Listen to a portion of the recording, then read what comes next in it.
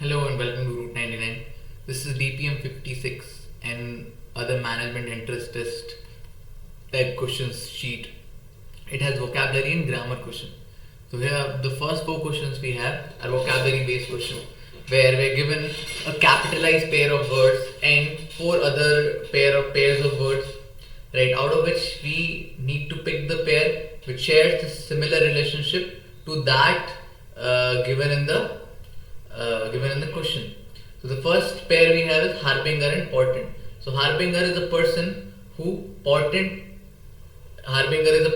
announces a premonition, जो भविष्यवाणी करता है, and portent is the process of doing that भविष्यवाणी, right? So the relationship here is that harbinger is the doer of the second word. So doer and the verb. This is the relationship. Neophyte and experience. So neophyte is a beginner in some field, and experience is experience. You understand, right? So neophyte won't have experience, and it does not even share the relationship similar to the above pair. So this is not my answer. Augury and divine. Augury is again a premonition, bhavishyavani, which often comes from the divine. So in divine, a divine or a divinity performs augury. So yes, there is a positive relationship as shown in the capitalized pair. This is my answer. Hierophant and criticize. So a hierophant is a religious interpreter, a person who translates the religious text or preach it or propagate it among public. So that is a hierophant. Criticize, on the other hand, criticize. There is no relationship between the two words. Interlocutor and communication. So interlocutor is a participant in a conversation. So you see, there is a significant difference between communication and conversation, right? So interlocutor is a participant in a conversation, but he does not necessarily has to communicate, right? He could just sit silently in a conversation. He could also be in a part. He could also be the part of that conversation, right? So this also does not share the relationship. Hence, my correct option is augury and divine. Okay, next pair of word we have is sycophant and adulation. So a sycophant is a person who praises someone in order to appease them. We call them chaplus in Hindi, right? Sycophancy is chaplusi. Adulation is also again to praising someone excessively to appease them. So they are synonymous. We are looking for a synonymous pair.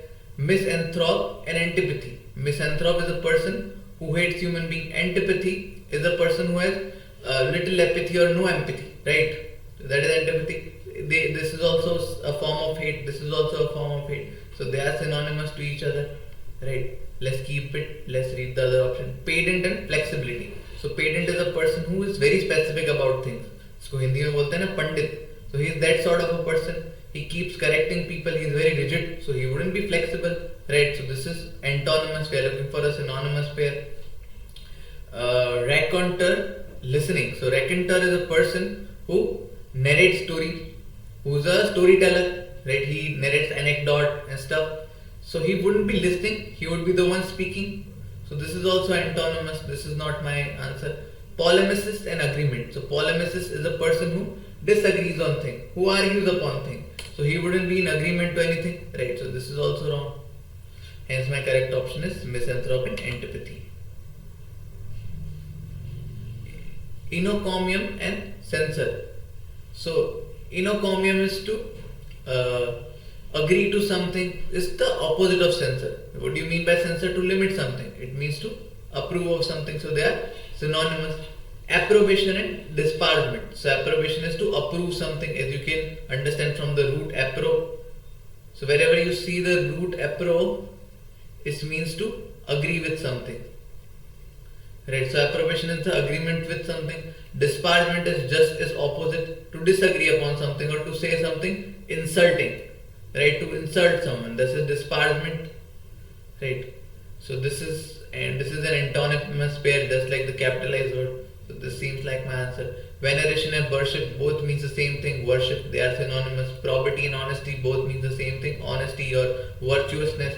This is also true. This is also a synonymous pair. This also doesn't share the relationship in the capitalized word. Equanimity and calmness, they also mean the same thing. Calmness right? So this is also not my pair, this is not my pair, this is not my pair, hence my correct option is option number A. Option number 1, juxtapose and contrast. So when you put two things juxtapose, they are when I put next to each other, that leads to the contrast, right? If I put two things next to each other, they we will compare through that. So when you do this, you get this. That is the relationship. Obfuscate and clarity, both they are kind of antonyms to each other. This means clarity, this means to complicate things. Amalgamate and segregate. Okay, amalgamate is to mix things, and segregate is to separate things to form.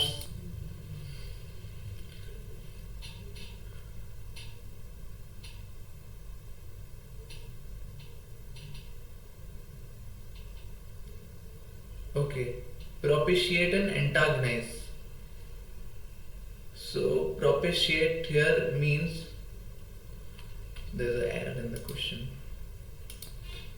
Propitiate and appease is, the propitiate is to win back someone's favor. So when you appease someone, you win back their favor. You can ask for favor to them. So this here, if you see, shares the same relationship as juxtapose and contrast, right? When you put something together, you can draw contrast. When you propitiate someone, when you appease someone, you can propitiate, you can gain favor from them. Promulgate and disseminate, they both means the same thing, to spread something widely, to spread something, right? So this is not it, this is not it, this is not it, hence my correct option is option number C. Okay, this is a grammar question. We need to fill this blank with either one of these options. So this is related to tenses. So let's just identify what is the purpose of the sentence. So I dashed in this city for 10 years before I moved. So this talks about two sentences or two events in the past, right? Before she moved, she lived in the city. So how do we show such sentences? We show it through past perfect tense. Some event had occurred before a certain point in past, right? So how long did she live there? She lived there 10 years before she moved. So this is the point in time before I moved, right? So which is past perfect? Had lived. Lived would be simple past. Have lived would be present perfect. Was living would be past continuous. Hence my correct option is option number C. So that was the video, guys. I'll see you in the next.